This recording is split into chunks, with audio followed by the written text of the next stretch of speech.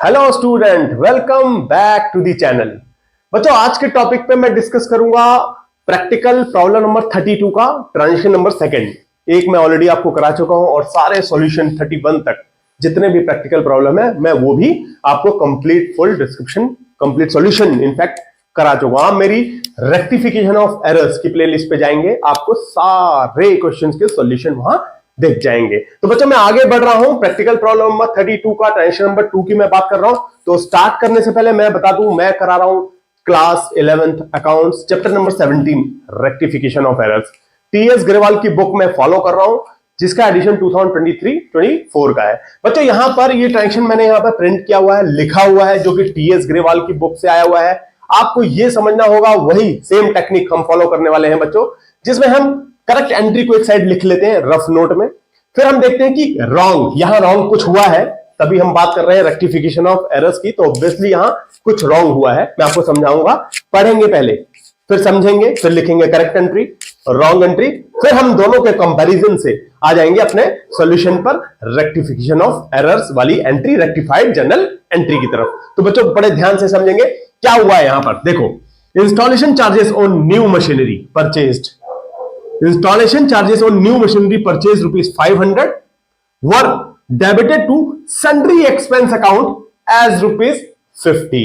देखो बच्चों, जब हम नई मशीनरी खरीद के लेके आते हैं ना, तो जो भी खर्चा साथ के साथ लगता है, लाइक मशीन लाने का भाड़ा बोल लो, या आपको इंस्टॉलेशन जो फिटिंग कराते हैं मशीनरी को फिटिंग कराने का खर्चा, वो सारा का सारा हम मशीनरी अकाउंट में डेबिट करना चाहिए।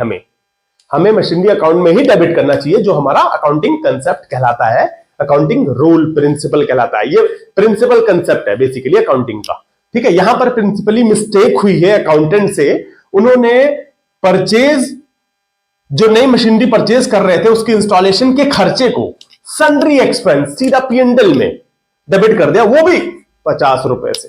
दो गलती, एक तो अकाउंट डेबिट करा गलत, दूसरा अमाउंट क्या है गलत। आइए समझते हैं। पहले, सबसे पहले बिल्कुल इसको आपको समझा दिया मैंने एक लेवल तक कि गलती क्या हुई है, होना क्या चाहिए, किस टाइप की मिस्टेक है, ये भी समझा दिया। ये प्रिंसिपल एरर है, आपको ये भी पता चल गया। आइए करेक्ट एंट्री लिखते हैं कि इसको सही मायने में लिखना क्या चाहिए करेक्ट एंट्री के थ्रू। ये रफ नोट के लिए है बच्चों, आपको correct entry, wrong entry rough note में, फिर हम फाइनल जब फेयर लिखते हैं, सॉल्यूशन लिखते हैं, तो रेक्टिफाइड एंट्री में आपको लिखना होगा विद नरेशन जनरल एंट्री के बाद। ठीक है, आइए करेक्ट एंट्री समझते हैं। देखिए, नई मशीनरी खरीदी तो जो भी खर्चा होता है, जैसे मैंने बताया, सारा वो मशीनरी के अकाउंट में जाता है। तो यहां पे लिखोगे मशीनरी अकाउंट डेबिट। ध्यान से समझो बच्चों, बहुत अच्छा क्वेश्चन है। ₹500 टू कैश से पैसा क्या होगा ना मशीनरी इंस्टॉलेशन का, ₹500। ये तो होना चाहिए था करेक्ट एंट्री के थ्रू माध्यम से, ये होना चाहिए था। ये होता तो हम यहां नहीं खड़े होते, इसको रेक्टिफाई करने की जरूरत नहीं होती, लेकिन ये नहीं हुआ। हुआ क्या रॉन्ग, क्या हुआ भाई, कुछ गलती हुई है ना, तभी तो हम रेक्टिफिकेशन ऑफ एरर्स कर ही रहे हैं। ये चैप्टर 17 नंबर के चैप्टर को क्यों कर रहे हैं, यहां गलती क्या हुई है। यहां भाई साहब ने, अकाउंटेंट ने sundry expense account debit ₹50 to cash account, cash के बारे में बात नहीं कर रहा है, क्रेडिट साइड में ₹500। बच्चों बहुत इंपॉर्टेंट है। कई बच्चे क्या करते हैं, रॉन्ग। देखो ये रफ नोट है, मैं मानता हूं, आप डेबिट साइड तो 50 लिखते हैं, क्रेडिट में भी 50 लिख देते हैं। बच्चे ये समझते हैं कि दोनों साइड क्योंकि इक्वल होना चाहिए। नहीं, रेक्टिफिकेशन ऑफ एरर्स कर रहे हैं आपको। यहां पर जिस टाइप की, जिस साइड की बात कर रहा है वही गलत है। दूसरा साइड आपको ये ट्रीट करके चलना है, जब तक जिक्र नहीं किया गया है तब तक, कि वो ठीक होगा। वो मैंने इसलिए ठीक लिखा है। सन्ड्री एक्सपेंस में उन्होंने ₹50 को, ₹50 को डेबिट करा, और क्रेडिट साइड में कैश को 500 से ही किया, क्योंकि यहां पर क्रेडिट साइड का जिक्र नहीं किया हुआ है, नहीं बताया गया है कि क्रेडिट साइड में कोई एरर हुआ है। गलत क्या हुआ है वो लिखा है, debited to sundry expense as ₹50, ₹50 से डेबिट कर दिया। अब आप इन दोनों को कंपैरिजन करो, जो मैं कहता आया हूं। क्रेडिट साइड कोई दिक्कत नहीं, कोई गलती नहीं करी अकाउंटेंट ने, डेबिट में ही गलती हुई है, अमाउंट से अकाउंट से, दोनों। आइए फेयर, अब आंसर है हमारा रेक्टिफाइड एंट्री। आइए बड़े आराम से समझेंगे। रेक्टिफाइड एंट्री देखिए, मशीनरी अकाउंट को डेबिट नहीं किया, सबसे पहले आप मशीनरी अकाउंट को डेबिट कर लो। आप रेक्टिफाइड लिख रहे हैं ना, मशीनरी अकाउंट डेबिट कर लो 500 रुपए से, जो कि आपको करना चाहिए था। ये वाला हो गया, ये तो ऑलरेडी सही है।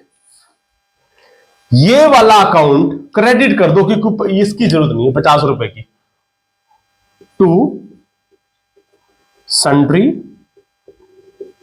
Expense 50 rupees. अब बच्चों आप ये सोचोगे, वही वाला सेम सिंगल साइडेड एरर या डिफरेंशियल अमाउंट में एरर, आप फिर यहां पर अगर आप देखेंगे रेक्टिफाइड जर्नल एंट्री मैंने लिख तो दी है इसके अकॉर्डिंग, लेकिन ये बराबर नहीं है, क्योंकि डेबिट और क्रेडिट जब तक रेक्टिफाइड एंट्री में बराबर ना हो आप उसको फाइनल एंट्री नहीं मान सकते। यहां पर देखिए, machinery account debit is 500 rupees, credit में सन्ड्री एक्सपेंस 50 रुपीज, तो आप एक नया अकाउंट सस्पेंस अकाउंट खोल लेंगे इसको बैलेंस करने के लिए। बहुत इंपॉर्टेंट है बच्चों, 450 से। तो ये रहा हमारा रेक्टिफाइड जर्नल एंट्री। तो बच्चों मैं उम्मीद ये करता हूं कि इस टेक्निक से, इस मेथड से, जो कि आप करेक्ट रॉन्ग रफ वर्किंग में रफ नोट में बना लेंगे, फाइनली आप इन दोनों के कंपैरिजन से रेक्टिफाइड जर्नल एंट्री लिखेंगे। और एक चीज और, अगर ये बैलेंस नहीं है रेक्टिफाइड जर्नल एंट्री, तो आप एक नया अकाउंट उस तरफ खोल देंगे जहां पर शॉर्ट हो अमाउंट की। देखिए 500 डेबिट में, अब 500 क्रेडिट में, 450 प्लस 50। तो बच्चों मैं उम्मीद ये करता हूं कि आपको ये प्रैक्टिकल प्रॉब्लम नंबर 32 का ट्रांजिशन नंबर 2 अच्छे से समझ में आया होगा। तो प्लीज इसे ज्यादा से ज्यादा लाइक करें, और हां, अगर आप मेरे चैनल पर नए हैं तो उसे सब्सक्राइब भी करें। Thank you, thanks for watching.